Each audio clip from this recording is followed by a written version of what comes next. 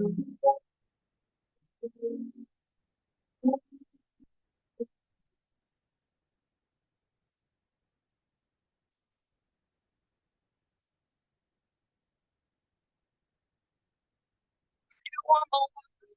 right, here we go. My name is Todd Adams. And this is Cathy Adams. Welcome back to the very first episode slash the 818th episode of our new podcast slash old podcast, Zen Pop Parenting.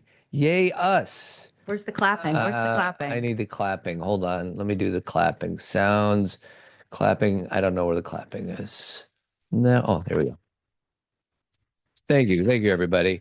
I'm trying to make this opening, this brand new podcast, like really smooth and perfect. And I don't know if that's going to happen because Todd said, welcome back.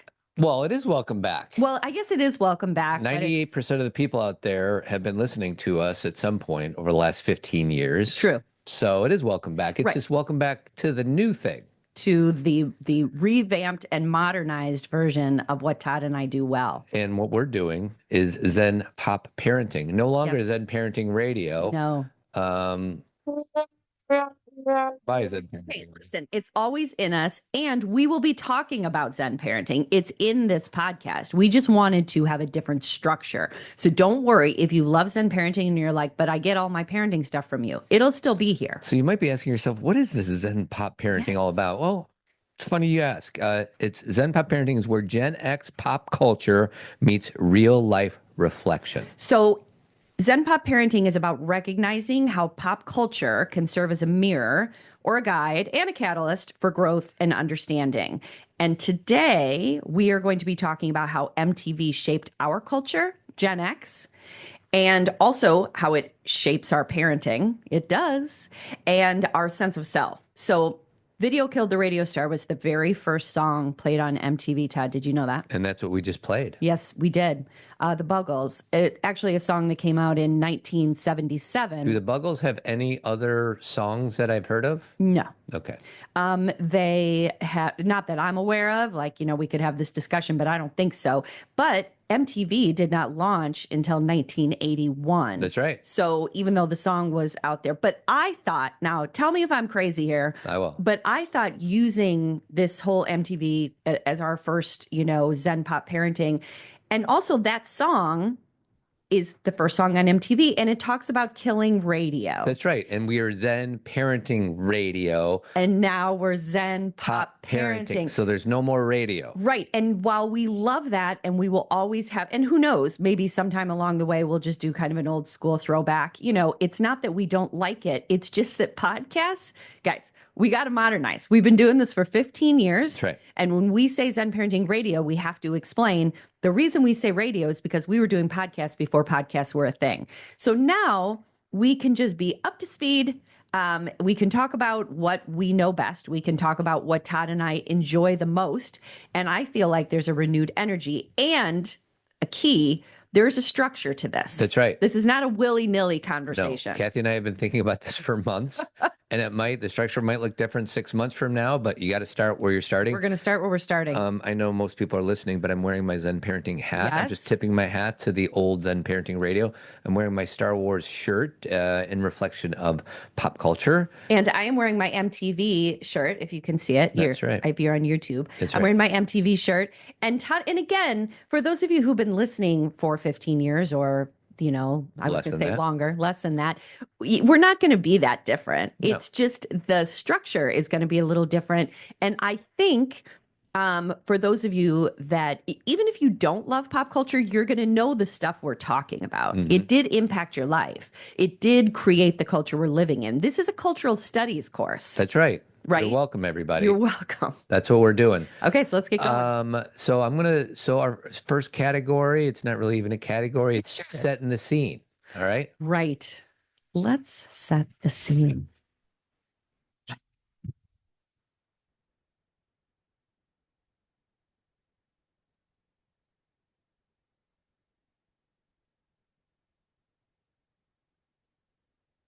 Let's set the scene. So that's our sound effect for set the scene. Why did we choose this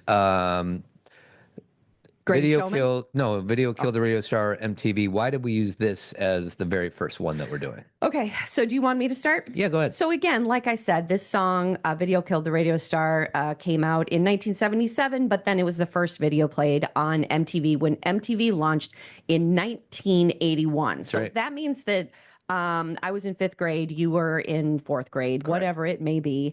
And just a little bit of history is that the commercial background or the commercial success of this song, it did reach #1 on the national charts. It was big in the UK. And again, the whole meaning of the song is the rise of video. So, which is kind of interesting too, because video is our dominant medium, obviously, because of TikTok and everything.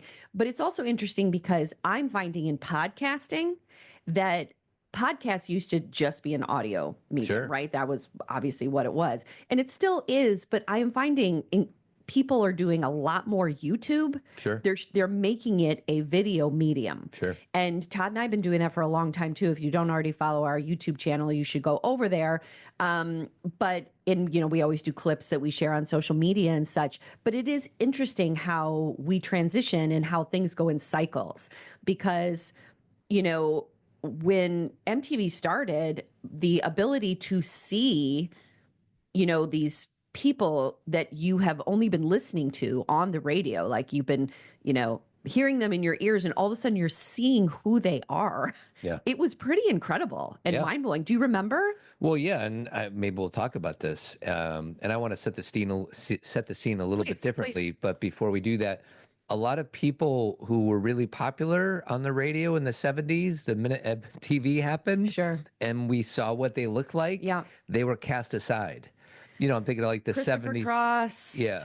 Just, non-typical attractiveness got cast aside, and it all went for like the George Michaels, who was a beautiful man. Kenny Loggins, all these people, these rock people. Kenny Loggins is an attractive man, sweetie. Let's back up. And he became a kind of a more MTV guy. But if you remember some of the videos that Kenny Loggins had, it wasn't him. No. It was clips from the movies. Danger Zone. So there was just a lot of like yacht rock artists who were not good looking. No. Now, Todd, one thing, no, you wanted to set more of the scene. Just historically, Ronald Reagan is president. Okay. Lady Di and Prince Charles got married that year. Really? At least according to my calculations. Okay. IBM's first personal computer, Raiders of the Lost Ark, and Donkey Kong came out. Oh, I love that. Did you like Donkey Kong? I did. I was pretty good at it. And you and your dad went to see Raiders, I think. We sure did. He took me to that movie way before anybody knew it was popular. I loved that. Like, I had never heard of it. My dad's like, I heard it's good. Your dad was on the inside track. Inside track. Thanks, John. Take a guess of what the median cost is for a new house in 1981. Take a random wild guess. $30,000. $78,000. I went way too low. Yeah. A gallon of gas is $1.25. A new car, $7,200, and a movie ticket, $2.78. And tuition at Harvard, $7,500 a year. Wow. Yeah. So there you go. So obviously, because of these cost differentials, it really sets a scene for it was a very different time, and it was I think what's kind of exciting to me about talking about the beginning of MTV or how MTV affected us is this changed everything. And that's kind of and when I say everything, I mean the way that, changed our generation, Gen X. It changed the way culture looked at people. It changed the way we were connected globally. It was the beginning of us having a better understanding of what people around the world were like and what we could look like and what we could be like. There was so much, not just the innovation of MTV itself, but being able to see recording artists, I know we're going to go through all the categories, so I'm not going to try and step on the category. Don't step on the category. Sorry. But like someone like Adam Ant, who I would kind of listen to on the radio, and then all of a sudden I get to see Adam Ant. I'm like, he is a really attractive man, right? Like this is all of a sudden. And again, why this is connecting to us specifically, Gen Xers, and you can relate to this regardless of your generation, is that it's coming of age, like we were like just getting into recognizing who we're attracted to and, who we wanted to show up. He was a good looking guy. I didn't know that. Yeah. Oh my God. And he was my first concert too. So there was a lot of like, shifting for me. Sure. So we're going to go to Remember When? Let's do it. All right. So here's our Remember When music. I remember when you couldn't wait to leave me. Love me, not leave me. I wish we put that longer so we could hear Neil come in, but I that's all right. know. So this is where I want to start with Remember When, because Okay. I'm sure you want to start it completely different. I just need, if there's anybody younger listening to this, what we had to do to acquire music. Right. Oh my God. Like my first memory of listening to music was on what we like to call the phonograph, You mean the record player, the turntable? the turntable. Yeah. And then 8 tracks or 4 tracks came out for a bit. 8 tracks were around And even. it was like this box, and you'd press down on the button and it would advance to the next track. And then cassette tapes You would have came to go out. bump, like shove it in and out. Yeah. And then cassette tapes showed up, Yeah, which was that's great. amazing. And then we got our boom boxes where we could listen to the radio. And walk around with it. And we could press record. True. Listening to, I remember staying home from sick Same. at school You and said staying home from sick. staying home from school sick. And I would hope to hear a certain song, press record, and that would be the way Same. we would acquire music. And kids these days. So spoiled. They can just pick up their phone and listen to whatever they want, whenever they want, whatever version they want. They got it good. They have access to anything they've ever heard ever. Yeah. And I'm talking like acoustic that you happen to hear at a small club in Boston. Yeah. You could like YouTube it, or you could, find it maybe if they posted it on Spotify, and all of a sudden you can hear that song. And to Todd's point, we were just getting radio edits, and something that I speak ad nauseum about with my girls is there are songs from middle school and elementary school that I only know the words from a certain point on because I was late to start recording it. So I didn't get the first verse. So I can only sing from second verse on. And just kind of continuing my consumption of music experience. And then I remember I got you an MP3 player. Oh, it was huge. It was like a Nike one. And I think it could hold 12 songs. Yep. Oh, I remember. And it was a huge deal. And then, which wasn't that crazy. I mean, we can look at that and be like, oh my God, there's nothing on it. But a mixtape is sometimes only like 8 songs on one side, 8 on the other. Right. So having 12 wasn't not great. Right. It was still good. and then I remember I had a CD player that had, portable CD player, which was, Discman. but I couldn't run with it because it would bounce around. It would skip. So then that's when the MP3 player came out. And, the one I got you was good for like 3 months. And then all of a sudden technology, outdated an MP3 player. And then all of a sudden, Steve Jobs and the Apple people allowed us to, what was the iPod? it was an iPod. It wasn't a phone. It was just something that held music. Yep. And they were tiny, teeny. Yeah. They were They tiny. were so teeny. small. And they had that little circle thing that you could scroll Yep. through with your thumb, Yep. which I thought was so cool. So anyways.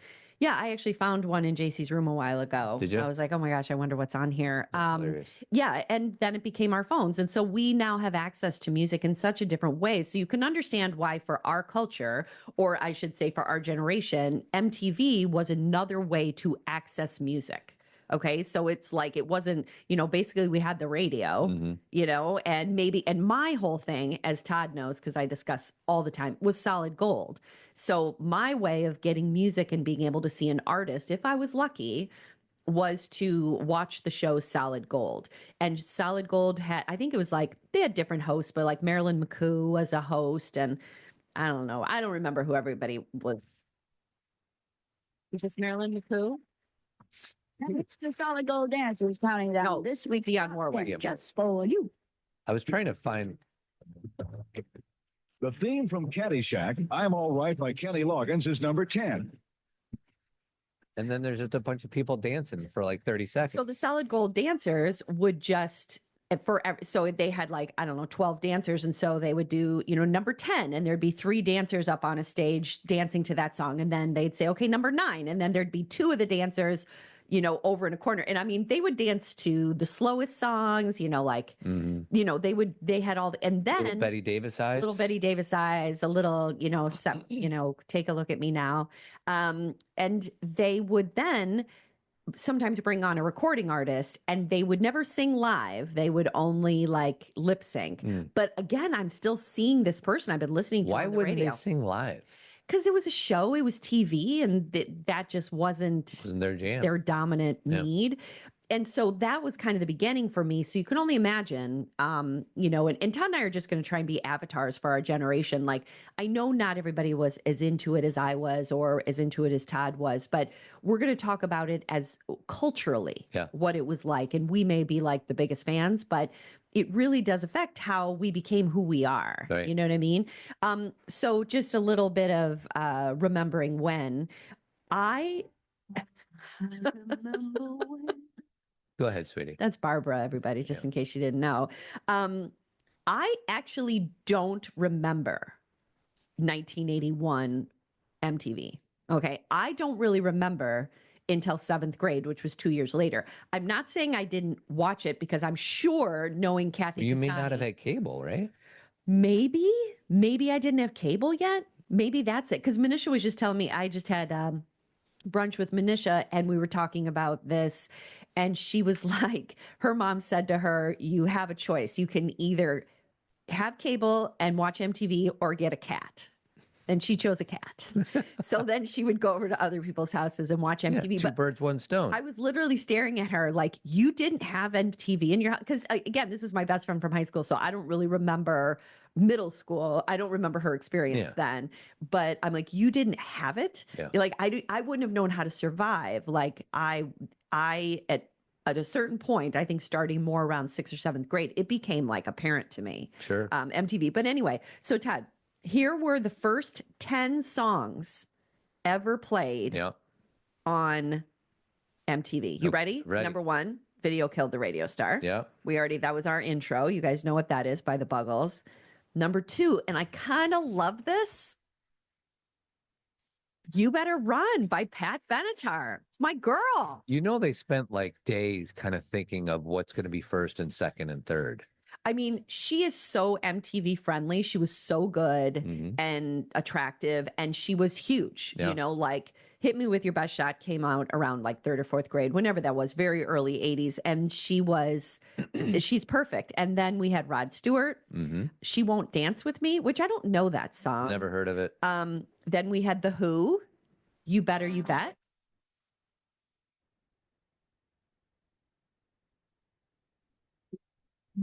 Great song. Ooh. And then we had a song called Little Susie's on the Up, which that's a Tesla song to me. Little Susie is on the up. And I don't know. What does that mean? I didn't know that was a song before Tesla, but it was. And then the next one was Cliff Richard, We Don't Talk Anymore, which I do remember very well. And then after that, The Pretenders, Brass in Pocket. Totally makes sense. Number 8, Todd Rundgren, Time Heals, and just a little pop culture info. Good old Todd. That is who Liv Tyler thought her dad was, but it turns out her dad was Steven Tyler. Just a little info. Number 9, REO Speedwagon, Take It on the Run, which is a great song. Okay. And then the last one is Styx, Rockin' the Paradise. Okay. So these were the first 10 songs that, you know, were popular in MTV. And I will just share before we move on to the next category. My first obsession song, so this is Remember When, okay? My first obsession song was Duran Duran, The Reflex. I think I have that here. Do you have it ready? I have it ready. Oh, good. Don't say you lose it. Okay. I know in my brain, I have every moment in this video. I could basically watch it in my brain. If I was Andy Dufresne and I was in a hole at Shawshank, I would just think about Duran Duran, The Reflex. How did you describe that? Like your favorite song? What did you call it? Well, it was 2 things. Number 1, I loved the song. So Duran Duran, huge, right? I loved the song. But number 2, all of them were really attractive. And again, it's a coming of age thing where I'm like, look at these men. Now, what's interesting is they were also they were from the UK. They were a little more flamboyant. They were wearing makeup, which was kind of different. Sure. You know, I grew up with a lot of guys who were, you know, playing baseball and football, and it was a very very different small look town of kind of community, right? And so that was new. And this is what I mean about shifting for us, is that this is something I had not seen. Yeah. I had not been exposed. So what about this song, sweetie? This is a good MTV song, isn't it? Yeah, but much later. Oh, it is. Well, when did Relax come out? Does it have a date on it? It doesn't. I always liked this song. That video, can you see that video in your mind? Frankie Goes to Hollywood? I'm looking at it now. I don't ever remember seeing it. Yeah. So yes, but that is a perfect video song, right? Lots of like, and that's the thing is like, how much did, Todd already mentioned that so many of the artists were kind of cut out of the world of music because they weren't so video friendly. Yeah. And then how did that change music? Mm. How did music end up being maybe created for a visual medium instead of just because it was good lyrics? We didn't plan for this, but I just thought of one video that they didn't spend a lot of money in the production aspect of it. Remember was it Eye of the Tiger where they're back up on the plastic bags? It's our favorite. It's literally plastic bags. Yeah, I just don't know what that was all about. Well, and this is the thing. I mean, I'm going to get into let's go to the next one because I've got some info about that. Oh, there's a little bit of production. They're like Little. but basically they're in front of a bunch of trash bags. Okay, are we going to the next category? Next category. Do you want to name it or are we just going to play it? It's called Random Facts, everybody. Jared, do you know the human head weighs 8 pounds? One more time. Jared, do you know the human head weighs 8 pounds? That's a random fact. That's a random fact. Thank you. What's his name in the movie? I don't know. It's a cute little name. Lipinski isn't his real name. Jonathan Lipinski is the actor, but his name in the movie is, we got to know his name. Just call him Doug. Who cares? It's not Doug. It's like a cute little name. It's Doug. Ray. It's Ray. Sweet Ray. Okay. Sweet Ray. Okay. So random facts. Did you want to start or do you want me? Let's see. Random facts. 1983, Michael Jackson breaks barriers with Billie Jean. That's a random fact. Right. But let's dive into that more. Okay, go ahead. Okay. Because the truth is that when MTV started in 1981, they were not playing any Black artists. So there was a barrier for people of color who had pop music. And so there is this really, really great interview that David Bowie did. It must have been in 81 or 82, somewhere around there, with Mark Goodman, who's one of the VJs. And I'll go through that, where he calls them out. Like, you're not playing the Black artists. Yeah. Like it was, it was obvious. Obviously, they kept playing the same people over and over and over again. I kind of want to play it for you, but I don't know exactly where he says it. So, well, why don't you go ahead and look at that? And I'm just going to share a few random facts. Okay. The first is a random fact from MTV. Again, when we were listening to radio, we had DJs, disc jockeys. That's what they were called. Once we got MTV, we had VJs, video jockeys. That was kind of that was a new language. That was new for us. And there were 1, 2, 3, 4, 5 VJs. And I'm going to give everybody a second to think if they can come up with them in their minds. Just do you have like a little Jeopardy clock or something like well, that? I don't want to blow our trivia thing. Good. So I'm just going to we'll take one deep breath.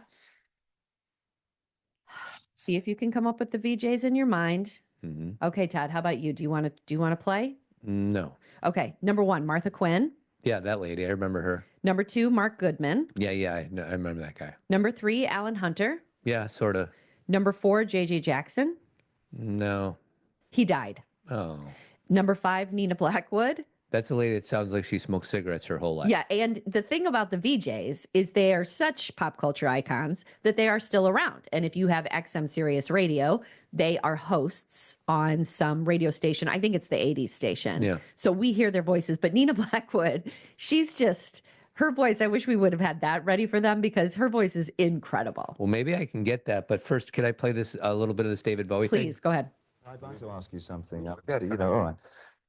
It occurred to me, having watched MTV over the last few months, that it's a solid enterprise and it's got a lot going for it.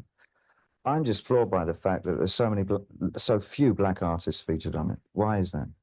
I think that we're trying to move in that direction.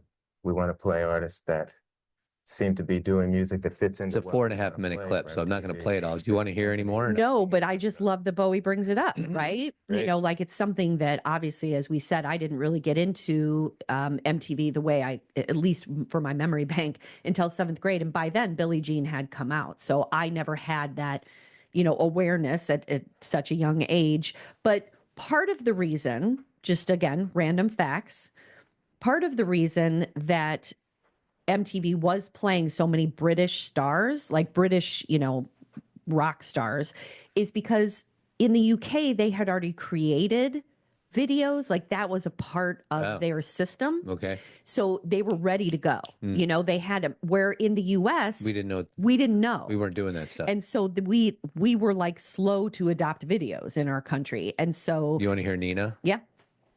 In part by Fruit Corners Fruit Bars in today's Head and Shoulders. She And sounds when the great. relay It's from 1985. Right. in Philadelphia are gearing. Hold on. I want to hear from, I think this is her now.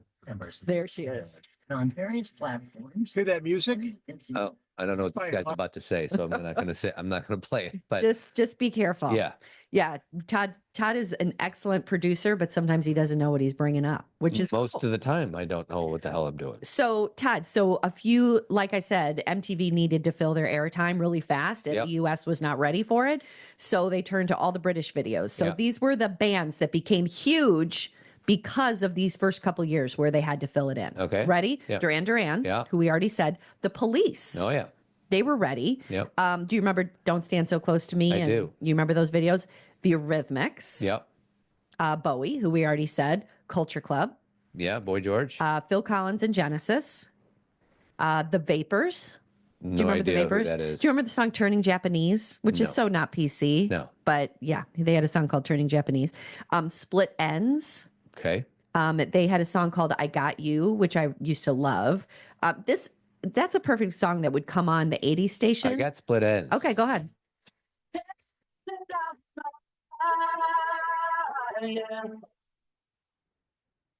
Sounds very British.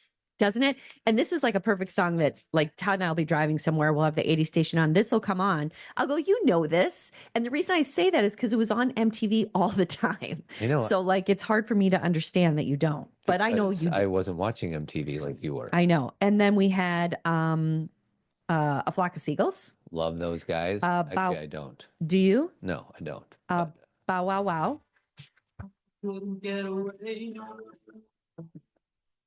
Made popular again by La La Land. Okay.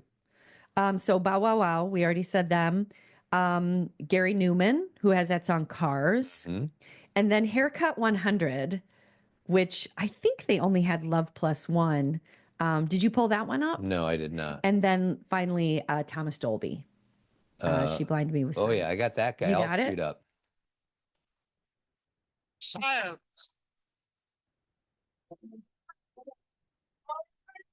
I feel like we should do a podcast on what this song's about. She blinded me with science. What are they talking about? Okay, this is the part of my like favorite thing to talk about when I think about MTV and Gen X. We were so weird. Yeah. Like, what is that? Yeah. And there are so many songs like that, like, just so many strange iterations. And I love it because that's kind of what I mean. It's expanded our awareness, like that we would be at a 7th grade dance and dance to that song. Do you know what I mean? Right. Like, what's going on? But it was because of the visual medium. He was hilarious. You remember that video? No, I don't, but I believe you. At its core, the song is a satirical love story where the narrator is overwhelmed and fascinated by a woman, possibly a stereotypical mad scientist, whose beauty and intellect blinds him metaphorically. Good heavens, Miss Sakamoto, you're beautiful. With science. It's full of playful metaphors, making it seem like he's losing control of his senses, as though love itself were a scientific phenomenon he can't explain. So now I can fall asleep tonight because I know what that song's about. You understand Thomas Dolby at his core. Yeah. All right. Anything else about random facts? Well, I was going to kind of go through kind of a timeline of the 80s and 90s, like the most important moments, but I don't know if I'm going to step on any of your So let me just do the main ones. Do main ones, yeah. So Madonna's Like a Virgin, 1984. I do remember that because that was MTV Awards, right? And she rolled around in a wedding dress. 1985 Live Aid.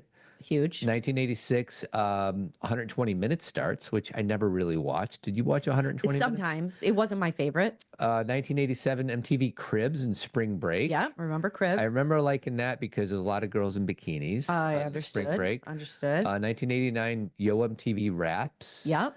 1992, Pedro Zamora, Yeah. The Real World. He had AIDS. He did. 1993, Nirvana's Unplugged. Huge. Let's see. I don't know what year Beavis and Butthead showed up. I might play a little bit of that. Todd and I bonded over that at that time of our lives. We did. We Beavis both and liked Butthead. it. So those are just a few. So you want to go to the WTF moments? Sure, but I was going to say something about all of those changes. So just because Todd mentioned all those things, Cribs, 120 minutes, all the changes and Yo MTV Raps, is the other thing is for those of us who lived in small towns who were only getting like radio music or country music or whatever. Again, it's expanding. It's like to be able to have access and to see so many rap artists and so many alternative artists and to have access to songs that we may not, you and I had XRT growing up in Chicago, and that gave us kind of a vibe of alternative music. Sure. And obviously there were some rap stations, but I feel like it was MTV that really, because what was it for me? Run DMC and Aerosmith, right? So that's the first visual medium for me, at least. And then again, expanded us. This podcast, Zen Pop Parenting, is a love letter to Gen Xers. Like, there you go. I want you guys to understand how important our generation is and was, and why we are the way we are with our kids. Like that. And we're going to get to that. Believe me, the moments are coming, but we're just getting through the basics. All right. All right. Ready for number 4? Yes. And the category is WTF, and this is what we decided to play. Boy, that escalated quickly. I mean, that really got out of hand fast. It jumped up a notch. It did, didn't it? It did, didn't it? WTF moments. So what do you got for the WTF moments? I actually already stepped on one. I said the Bowie interview. Yeah. I thought not not WTF in a bad way, but in a good way. Like he was saying WTF to them. Mm-hmm. Let's see, the blah, blah, blah. That's a little more about race, which I think we already covered. Let's see. You know what? Everything I put in here was about race. I said a few Black artists had videos, labels didn't fund them, pressure was changing things. The turning point came in CBS when CBS Records president threatened to pull all CBS artists from MTV if they didn't play Michael Jackson's Billie Jean. So the industry came to, and said, you have to play this or else we're pulling everybody else. So his video, Billie Jean, aired in 1983, massive hit, and it broke the racial barrier.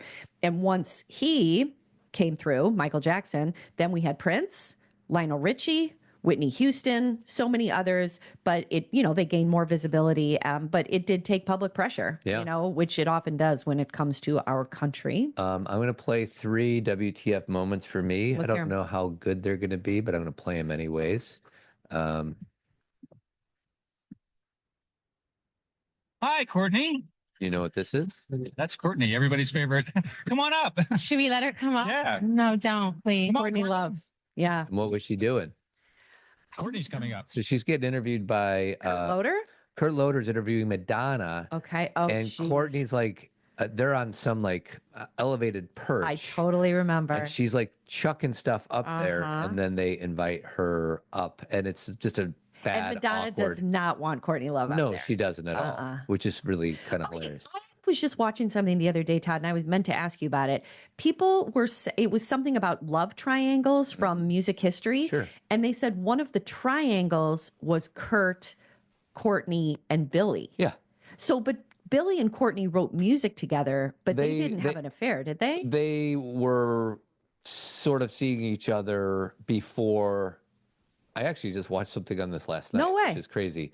So Courtney and Billy had a little bit of a fling going on. And then Courtney wanted to kind of hang with Billy Corgan, and Billy's like, you know what? I'm not into this. So she literally, Kurt happened to be playing in Chicago at the time. Okay. And so she's like, well, screw you, Billy. I'm going to go see this other band. And that was the beginning of their kinship. So just to clarify, and by the way, you guys were talking about Billy Corgan from the Smashing Pumpkins, Kurt Cobain from Nirvana, and Courtney Love from Hole. And so Is it true that Billy wrote most of Hole's album? I don't know. I know that he helped her with some things, but Billy, bless his heart, tends to exaggerate. Yeah, just make himself kind of important. Okay. Love you, Billy, but all right, that was definitely a WTF. So that's moment. a WTF. This is a WTF moment. So thank you so much for giving me a chance to win a VMA award. Yo, Taylor. Oh, Taylor. I'm really happy for you. I'm gonna let you finish. Kanye. They had one of the best videos of all time. Ouch. Ouch.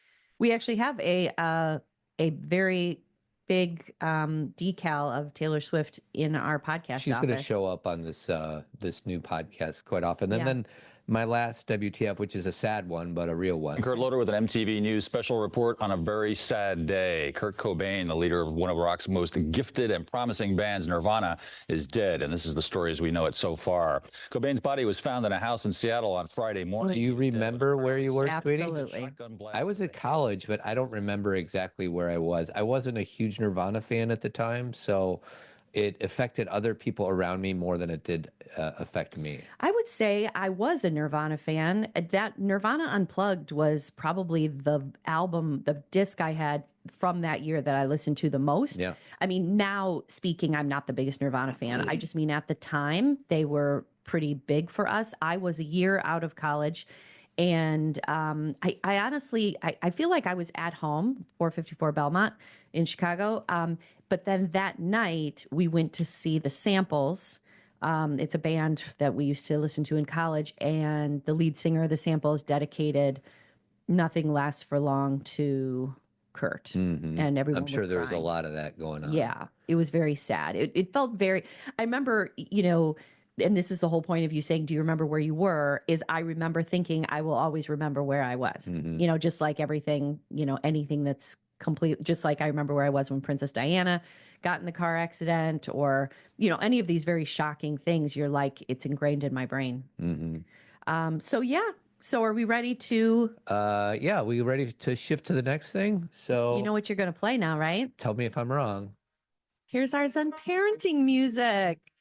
It's not gone, everybody. Don't be sad. We're still here. We're still here. Okay, so this is going to be more your category. Okay. So ours. Zen parenting music, because we're going to start, and this is really the category, this is called Rolling in the Deep. Oh. Okay. Do I play it? Yes.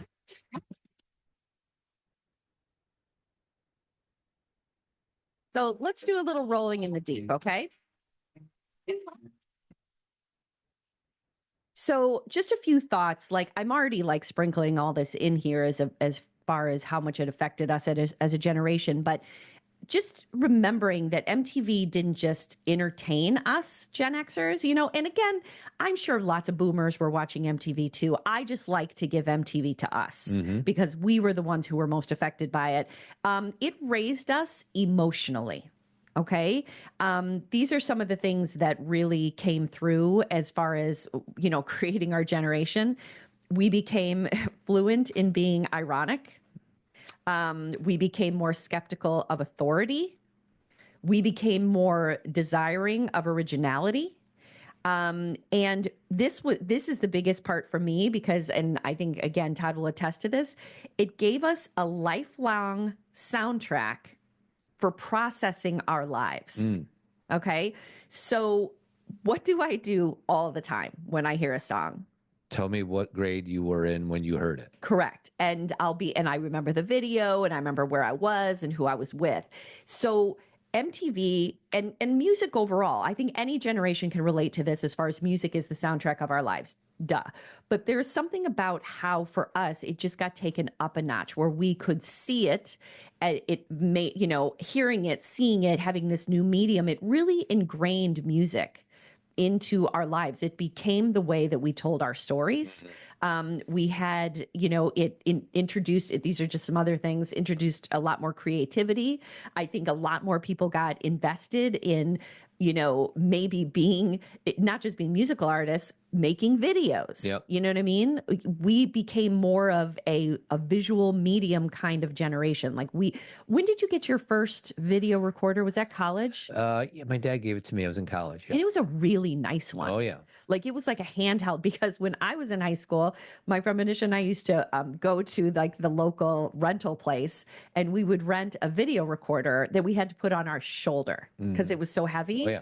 But we just wanted to make videos, Yeah. you know, like everybody else. And so it became that. So MTV was an identity mirror. You know, it kind of reflected back our style, you know, her attitude. Like, I just think about how even, you know, and this kind of goes into fashion a little bit, but, you know, think about Cyndi Lauper and what she looked like, and that she had yellow hair, and that she had like things that didn't match. And that I remember being like, can we do that? Like, I was so, where I grew up was so, it's not about conservative in politics. It was just so basic. And then to look at other women, like I said, Pat Benatar was like my idol when I was really young, like I loved her. But then to be able to see Madonna, and I remember being like, she doesn't look like she's showering a lot, and she's wearing a lot of rubber bracelets, and she's wearing like lace things in her hair. And then all of a sudden you would go to Fox Valley Mall and you could buy those things, and you could look like Madonna. And we, you know, there was just a lot of like changing. It grew. Our creativity expanded, our individuality expanded, my way of looking at women expanded. You know, like it just felt like more was possible. I just asked ChatGPT to give me some generalizations about Gen X, because that's who we are, right? Okay. We're independent and self-reliant. We talk Yeah. about ourselves as latchkey kids. Yeah. We're cynical but realistic. Very much so. Gen X came of age during political scandals, economic uncertainty, blah, blah, blah. Technology bridge. So we grew up in the analog. Yeah. And then we moved into digital. Yeah. Work-life balance advocates, less career obsessed than boomers. Yeah. Pop culture savvy. It talks about MTV and independent films. So anyways, those are just a few of the generalizations. And also in our generation, weirdness became kind of cool. You know, like people like Devo, you know, like they were strange, or like Thomas Dolby, or, you know, Der Kommissar, or Rock Me Amadeus, or weird was kind of cool, you know, or at least we didn't turn away from it. You know, it was a part of mainstream. And then the whole idea of like a global youth culture. It's part of the reason, at least for me, that when I'm looking at my daughter's generation, I feel very connected to what they're doing. I can't say that I was a big activist. I think that would be a full-on lie. But I was aware of what was going on. We knew about Rock the Vote because of MTV. We knew that we could get involved. We knew that we could speak up. There was a shift. You know, we had Hands Across America. We had, you know, Live Aid. We had Farm Aid. Like there was, we had We Are the World. We had, you know, Do They Know It's Christmas? Like there was this shifting. And again, it was a visual medium. Yes, it was the songs, but we started to see we can make an impact. Sweetie, did you say Devo? I did.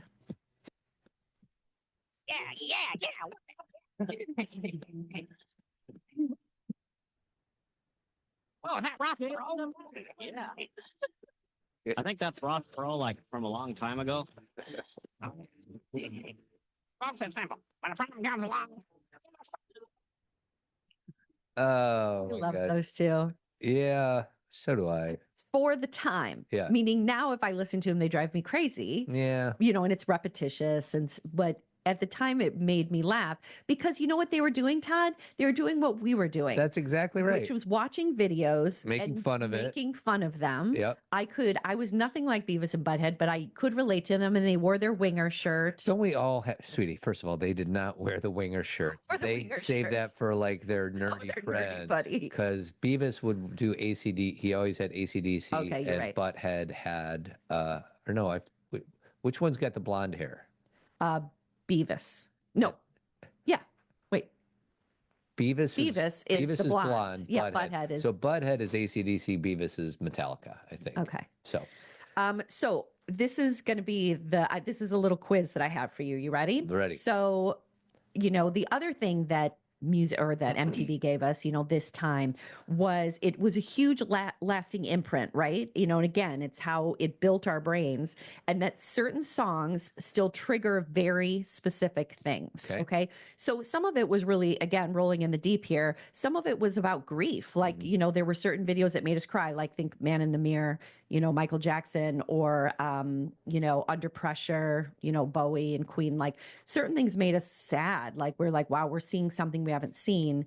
And then some were just ingrained. So I'm just going to say something to you and you tell me what you think of. Okay. White Snake, Here I Go Again. Tawny Katane. Exactly. On the roof of the car. That's all you say to me. Every time that song comes on, you're like Tawny Katane. Yeah. Okay. Just that's ingrained in your brain. That's not from the radio song. No. That's from her. Okay. So what do you think of when you hear Take on Me? Norwegian, aha, cartoon, awesome video. Right. Something that's still being replicated today. The fact that Take on Me still has such a life. The last month, The Last of Us, the show, there was Bella Ramsey's character actually plays Take on Me on her guitar. Like it's still so relevant to this generation. It's just never lost its momentum. With that in mind, I just want to gift everybody, if you want to listen to a wonderful version of it, it's from like 7 years ago. First of all, this Norwegian dude got better looking 30 years later. Sure did. Well, no, he was good looking in Take on Me too, in the video. He's just a very good looking. So I always like acoustic versions better than regular electric guitar versions. But anyway, so. Okay, and then the last one, what do you think about when you hear Hungry Like the Wolf? The Jungle Lady. Yes. Yeah. And just the jungle atmosphere. And it makes me think of Friday night videos. Yes. Yeah. But it was on MTV. Sure. Do you know what I mean? What came first, Friday night videos or MTV? Friday night videos, right? Yes. So, but there's more because like the thing about Hungry Like the Wolf is, like you said, they're in the jungle and he's chasing someone, and it happens to be a woman of color, which is pretty cool. And, shifting for our culture too, where the woman that he's like running after and chasing, it's a biracial relationship, right? Which is great. You know, we're like getting there. But it's very sexual in nature too. So like there is a lot of, the whole thing, Hungry Like the Wolf, the whole thing is that he's chasing her and that it is, provocative. Is that the word I'm looking for? I think that's a pretty good word for it. Uh-huh. And it's a really good video, right? Oh, yeah.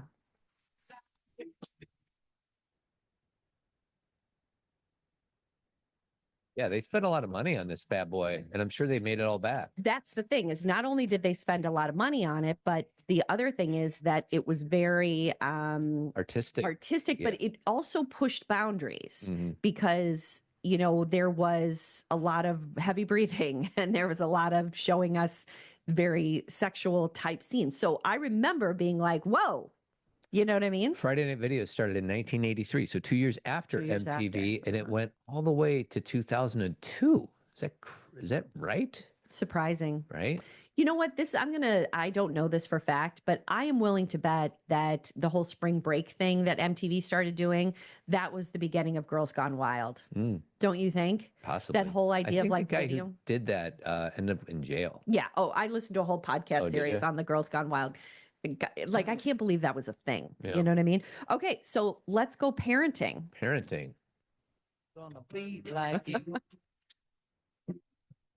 And the cats in the cradle and the shoes on.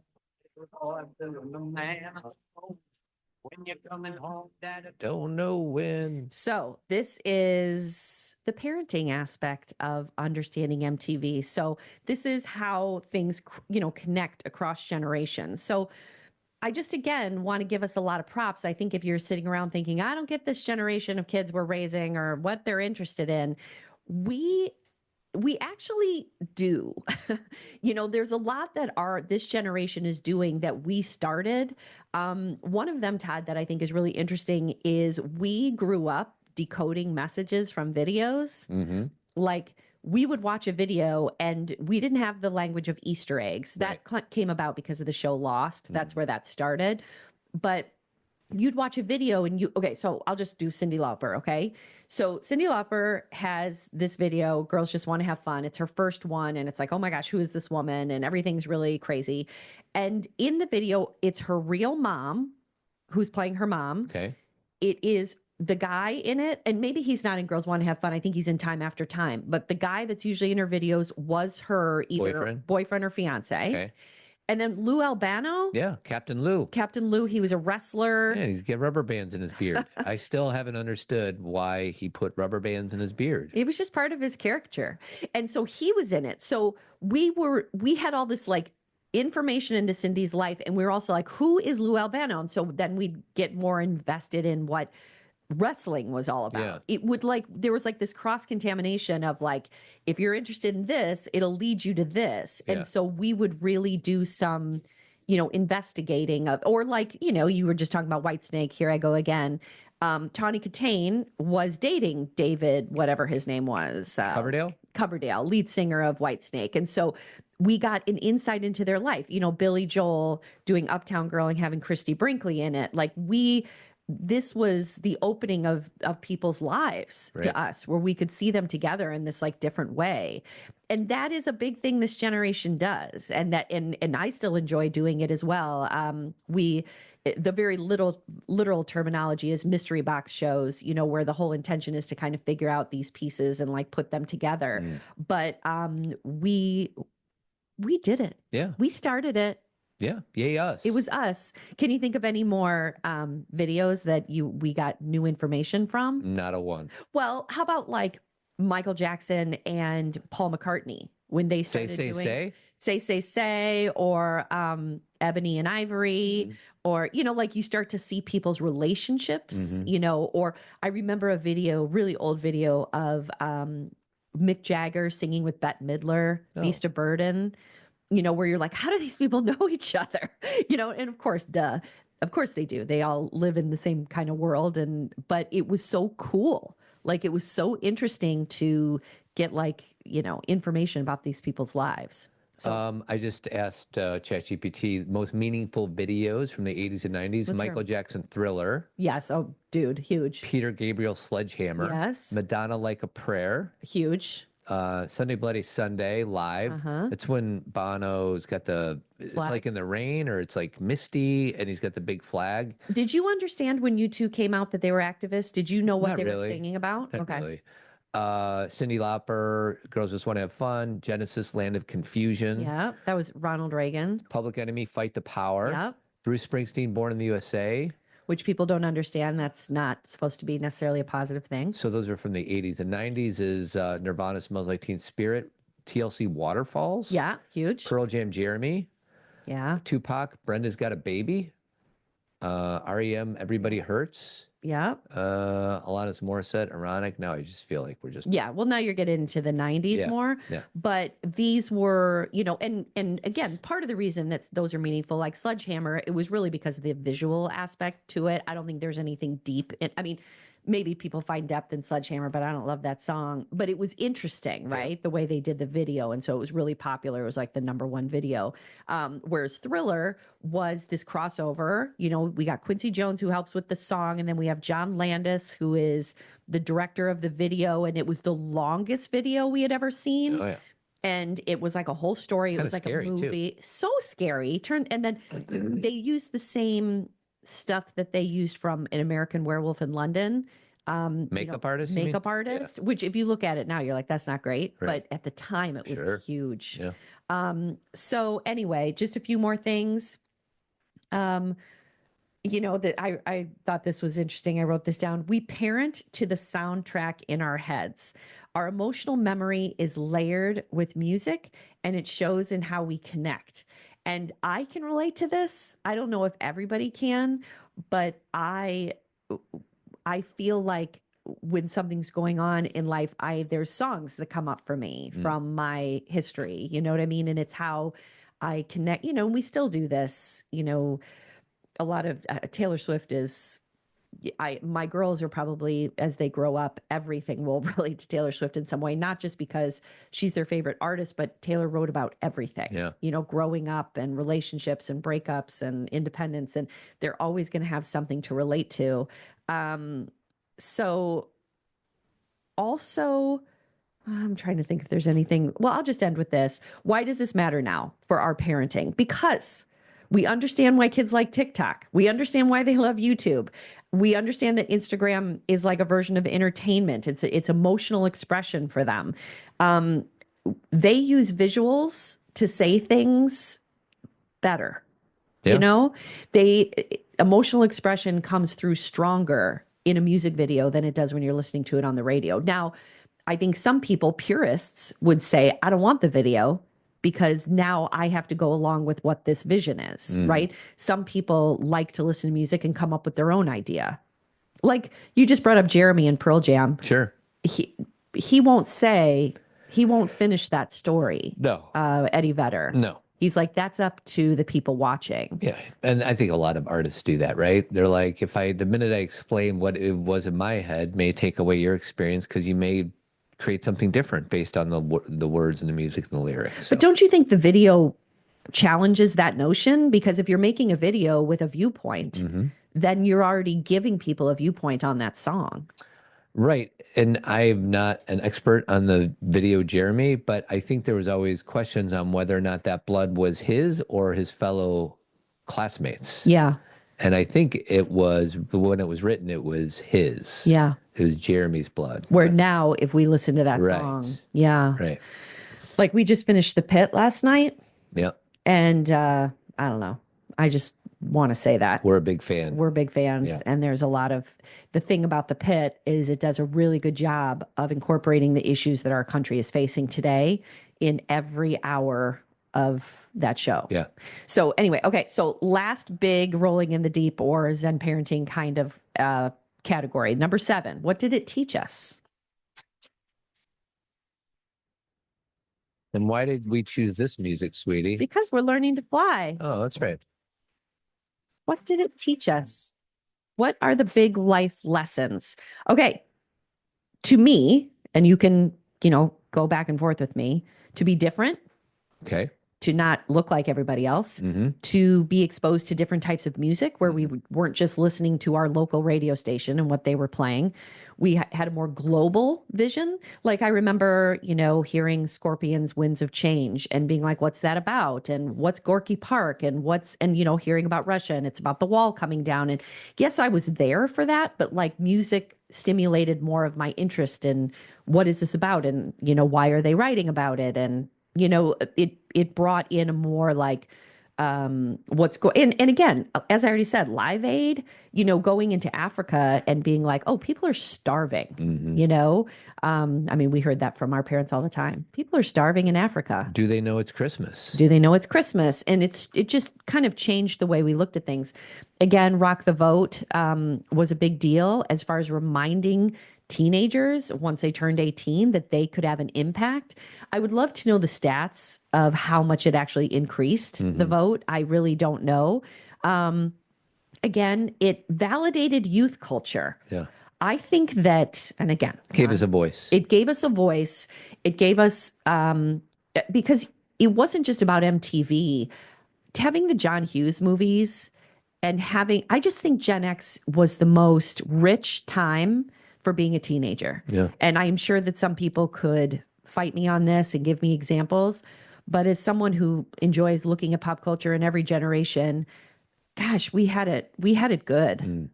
I took a slightly more shallow approach to the what did it teach us? Okay, let's hear it. And I'm just going to play this theme song and let you guys walk down memory lane. All right. Anytime now. Kenny wasn't like the other kids. He mattered. Nothing else, kid. Said yes, but he said no. No, he's got his own game show. Sweetie, what was your relationship with the TV show Remote Control? The Stud Boy. Stud Boy. That's Adam Sandler. That's Adam Sandler. I remember liking it. It's funny. I think Colin Quinn is basically not that funny, but is hilarious in Trainwreck. Yes, he is. He's funny on Remote Control. Is he? I don't know. I feel like I need to give him another chance. I remember being like, why does everybody think this guy's so funny? But then when I saw him in Trainwreck, like as far as I'm concerned, he's like the highlight of that movie. He's so hilarious. funny. But He's anyways, and I always remember being that there was so much I don't know, fluffiness to Remote Control. I just wanted the questions and the answers, and there would be like these people sitting on the couch, and then the couch would like flip up into the wall or something. If they lost, yeah, they'd get flipped up and have to go home. It was very us. Yeah, it was it was just our culture. It was just our culture, you know, like that's what we were like. That was what we thought was funny, and like we were saying, that was Adam Sandler's, I think, first big break. He would come out and be the stud boy, And what did people win? I feel like they won trips. Probably. They probably gave them like trips to spring break that they were also sponsoring. You know what I mean? Who knows? But yeah, that was a good talk show. So, and again, that's the thing about validating our culture. Like I felt as a Gen Xer that our fashion, our music, our digital spaces were respected. Yeah. Like I felt like we were the people, right? That everybody cared about. Yeah. I remember when I was in college or maybe getting out of college, I can't remember when Clueless came out, but I remember thinking, wow, there hasn't been a teen movie in a long time. Like I felt bad for the kids who were so much younger than us because Clueless like picked up the slack. And I don't know if much came after Clueless, right? You know, Can't Hardly Wait and some of those. Yeah, there was this big gap. There was just a gap, and we just had so much to identify with. You know, we had so, you know, I just really am appreciative. So and again, last thing, what did it teach us? Which we've kind of said, but I'll say it again. The power of representation, whether it was MTV Raps, 120 Minutes, MTV News, there was a counterculture, there were different voices, there were different people of color, we cared about diversity, and we got to finally see ourselves, you know, like, and if we didn't see ourselves, we at least saw people that we could identify with somewhat. Yeah. And so I think, you know, just to kind of wrap up that category, I think you have more in common with your kids than you think you do. And I think if you can go back, it's part of what I love about pop culture is it reminds me of being that age. And when I can tap into that, I better understand why my girls love what they love. You know, like I don't think my parents were too hyped that I was watching Hungry Like the Wolf and having like a lot of sexual things thrown at me, or, you know, watching, you know, Tawny Katane do the splits on a car. But I understand why it was. Well, it's because we have since forgotten what it was like to be young. Correct. And pop culture is a mirror for you. It reminds you, like, go back, listen, that's what part of the show is it's not just, it's fun because Todd and I love talking about it, but can you remember? Because not only can you share this with your kids, you can play those anytime you want. They make me laugh. So, I think you'll have a better time identifying with your kids. So let's close that and finish the last 3 categories. No, I got a lot more categories than that. But you do? Yeah, we have, well, here's the next one. Okay.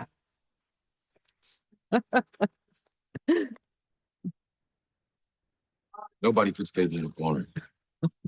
Nobody puts baby in a corner. Nobody, come on. So we're calling this Cringe or Classic, and I don't really have much here other than like, is it cringy or is it classic? And I don't even know if Jersey Shore is even, I feel like I was an adult when Jersey Shore came on. We were kind of beyond. But is that cringy or classic? And for me, it's pretty cringy. Well, I said, what I wrote down is old MTV is classic. MTV after a certain year was super cringe. They stopped playing videos. Well, nowadays, I don't know what, like now I think I asked ChatGPT what is the most popular shows on MTV right now. Love and Hip Hop, Atlanta, Caught in the Act, Unfaithful, Teen Mom, The Next Chapter, and Ridiculousness. I don't know what any of these, so those are all the newest ones that apparently are being watched, and I don't think it's being watched by many people. And then the old is Real World, which we haven't really talked about, Jersey Shore, TRL. What was that? What did TRL? Total Request Live? Yeah. Beavis and Butthead, Unplugged, Punked, stuff like that. And I think those shows of being more like the 90s, that was like NSYNC, Backstreet Boys. Like we were in 80s, our it was mostly videos. And then 90s, are like, hey, let's put some shows on. Totally. And then it started to be real world and the real world challenges and all of that. And it just got super cringe to me. I mean, and again, for people who still love MTV, great. It just changed from what we were expecting.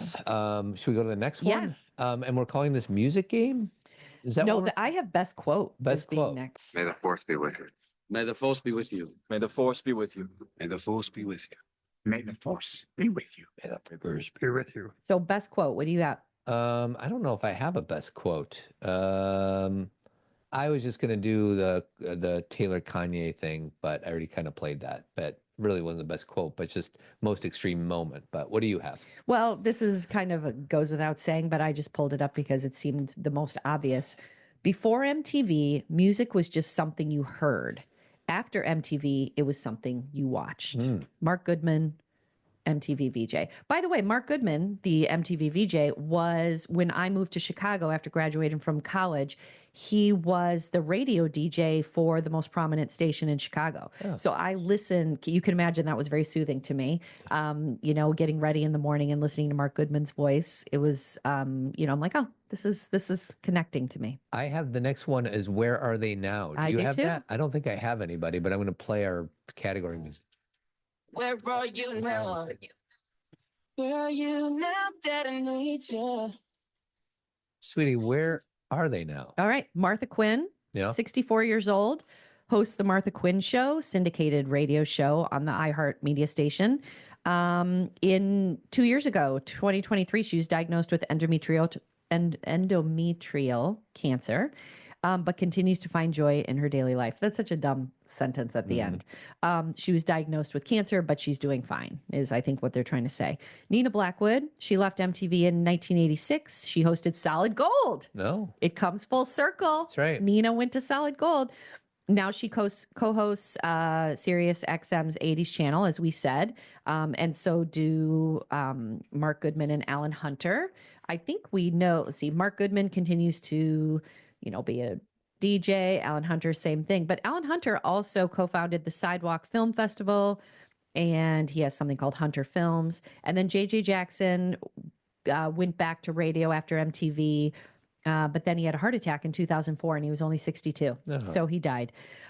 Okay, so. For some reason, I want to know where Kurt Loder is. And Kurt Loder writes film reviews for Reason Magazine. So in case anybody's really... Kurt Loder went off the deep end. He may have. I don't know. I feel like I just heard something about him that wasn't great, but I could be wrong. Could be wrong. Investigate, everybody. Investigate. So now is it music game time? Music game. Play that song, the one that makes me go all night long.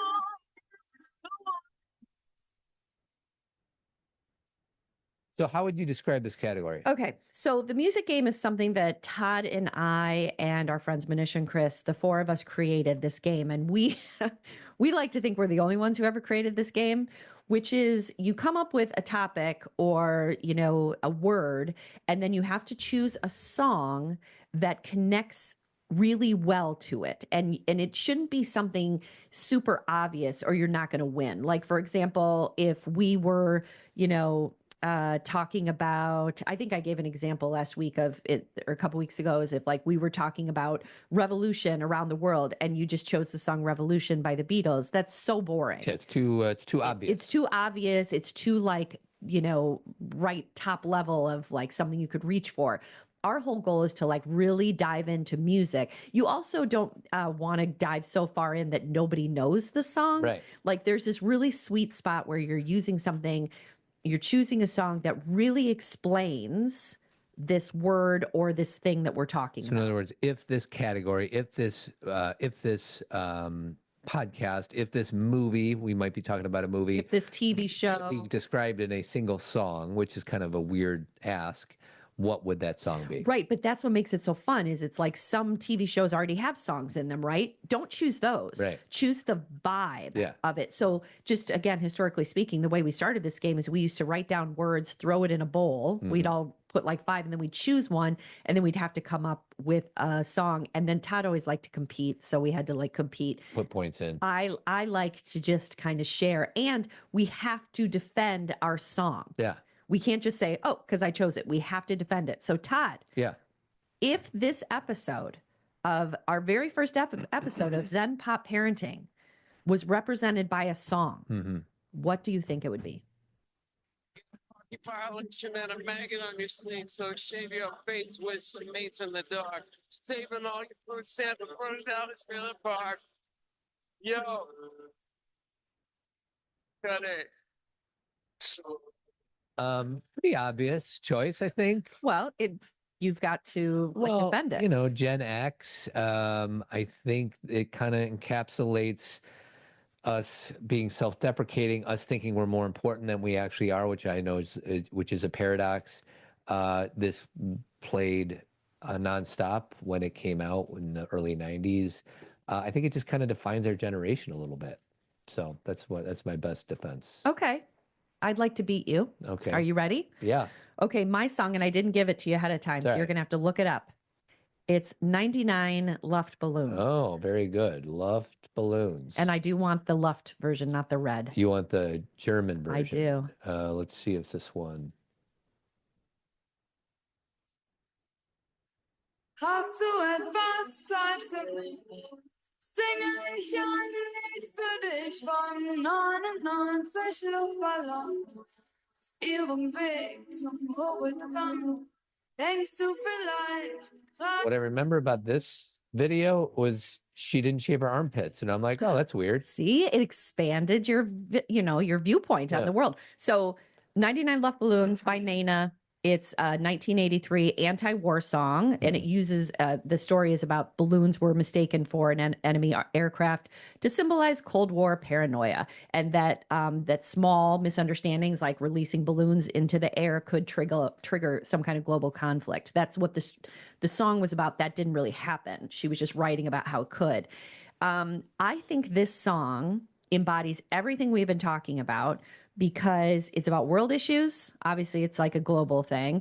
It was a huge visual medium. Do you remember the video? No. Okay. None of us knew what Nena was saying. No. Okay. There is a version that's 99 red balloons where they put it in English, but it's not as good. So we could kind of hear it, but we just memorized the German, which is what people do all over the world. They listen to English songs and they just they don't memorize speak English, it. right. So it's not that crazy, but I just memorized the words in German. It made an impact, and it was kind of like one of those songs that without MTV, we would have never connected with. And it had all the elements of what we were talking about. So who wins, me or Sweetie? Me. You guys have to vote. Yes, you guys have to vote. I don't know how you're going to vote. I'll put it on social media. Are you ready for our final category? Okay, let's do it.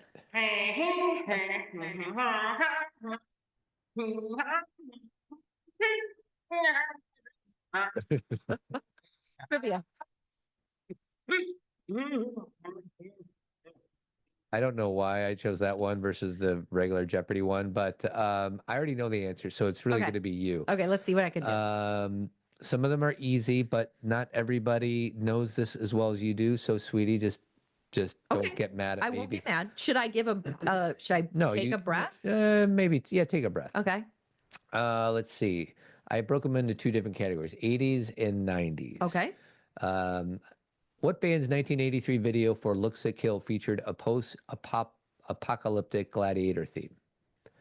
What 1983 video for "Looks That Kill"? This is according to ChatGPT, so it could be wrong. Is it "She's Got the Looks That Kill"? I felt like that was like a Poison song or something, but it's 83. Is it like Judas Priest? Who is it? It says Motley Crue. Oh, is that right? Was that long ago? I don't know. Jeez. What was the name of MTV's fashion news show hosted by Cindy Crawford? Oh yeah. I think it's House of Fashion. House of Style. House of I'll give you Style. partial credit. Okay. What controversial Madonna video was banned by MTV in 1989? That would be Like a Prayer. What 1980s show featured music videos that were pop-up with trivia and facts? Oh, this is my favorite. I can't believe we haven't talked about this. You have to get can you find Sure. the music to it? So my sister and I both loved it. It's called Pop-Up Videos. And so while you were watching, and that's so perfect for Zen Pop Parenting. How did we not talk about this? Maybe we'll switch it up. Pop-Up Videos. There it is. Who threw paint on members of the outfield?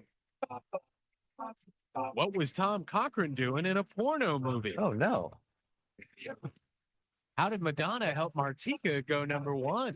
All right, so there's your pop-up video. I love pop-up. So basically what would happen is they would like have a little bubble come up and it would say, this person was married to this person, or this person, right before this shoot had a fever. And they just gave you all this like interesting trivia. Yeah. Which artist Rock Me Amadeus was one of the first non-English songs played regularly on MTV? Falco. In what year did MTV host the first ever Video Music Awards? Ooh, I would assume 83? 1984. And I believe it was hosted by, any guesses? I don't have any idea. I think it was Bette Midler and Random. Dan Aykroyd. Oh my God, random. What singer appeared with a lion in the video for There Must Be an Angel Playing With My Heart? What singer appeared with a lion in the video? That would be Annie Lennox. Very good. Which artist was the first Black woman to win a VMA? I'd say Whitney Houston. It says Janet Jackson. Oh, good. Okay. So there's the 80s. Here comes the 90s. Okay. What artist famously protested his VMA win in 1996 by refusing the award? It sounds like Cobain. It says Beck. Oh, okay. What band had a hit with No Rain in a video featuring the Bee Girl? Blind Melon. Which hip-hop group's performance was censored by MTV at the 1990s VMA, leading them to walk off the stage? Two Live Crew? It says Public Enemy. Okay, that would make more sense. What was the name of the 1995 MTV show where celebrities answered sex and relationship questions? Oh gosh, what was that called? Loveline. And wasn't that Dr. Drew? And Adam Carolla, yeah. What satirical news program launched Jon Stewart's early MTV career? Yes. Don't think too hard on this one. The Jon Stewart Show. Very good. What VJ went on to become prominent film director known for being John Malkovich? A VJ? It says VJ. It's wrong. That's wrong. I think it's like what video producer went on to become a prominent film director. Yeah. What was his name? Oh gosh. I can see him and I can't come up with his name. Spike Jonze. Spike Jonze, yeah. Who was married to Sofia Coppola. Oh, wow. And then Sofia Coppola, her movie Lost in Translation, is a kind of autobiographical about her being so lonely. She's like the Scarlett Johansson character, being so lonely while her husband's working. Oh, okay. Yeah. What was the name of the dating show hosted by Jenny McCarthy on MTV? That was called and then it was Carmen Electra. Singled Out. Singled Out. I wouldn't have gotten What it. controversial 1992 music video by Nine Inch Nails was banned from MTV? Don't tell me I know it. Maybe I'll I wanna.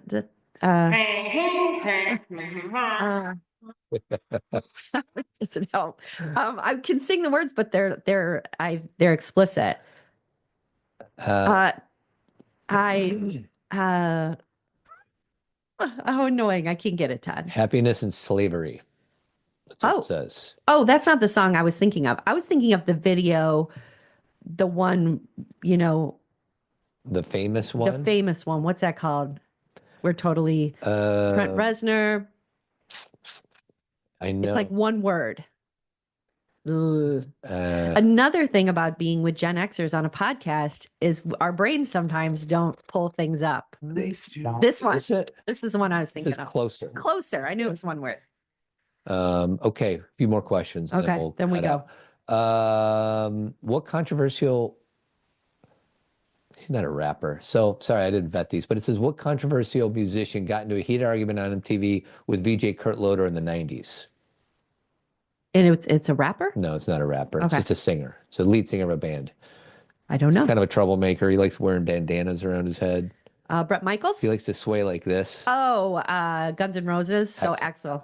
What MTV Buzz Bin Band's video featured animated flies and trash in Pepper, the song Pepper? I don't know, Todd. I think when we get too far into the 90s, I was working 9 to 5. Butthole Surfers, sweet. Yeah, I do know the Butthole Surfers, but I think once we get to like 94, 95, I couldn't stay home and watch TV all the time. Last but not least, what member of the Red Hot Chili Peppers performed nude at the 1992 Flea. MTV MVAs? Flea is correct. Do you want to choose any outro music or do you want me to? I think you should choose your own outro music. I think we should go back to the Buggles because we started with Video Killed the Radio Star. Shouldn't we go out with that? No, I'm just going to play this line on MTV Unplugged by Pearl Jam. Okay, so before you do that, which Yeah. has nothing to do with what we're talking about, but Zero. you're producing really well today, and Thanks, I just want babe. to say thank you for Oh, yeah. all your hard work. That's what I'm here for. Is everybody who's listening still, thank you for listening. This is Zen Pop Parenting. As you see, we are going to incorporate everything we've ever talked about. We just have a little different structure. What is going to, let's announce what the next one is about, right? Do you want to do, we have two choices. Do you I want to do the movie with all those characters, all those actors. You want to do The Outsiders? I do. All right. Right? So we are going to talk about The Outsiders, how it affected our generation, who was in it, who's still around, how it shifted the way we looked at ourselves, how it connects to our parenting, and just some fun trivia and WTF moments and whatever. So if you have read The Outsiders, if you have watched The Outsiders, or you just love Ponyboy and Ralph Macchio and Patrick Swayze and the gang, please join us next week. Yeah, sure. Here we go.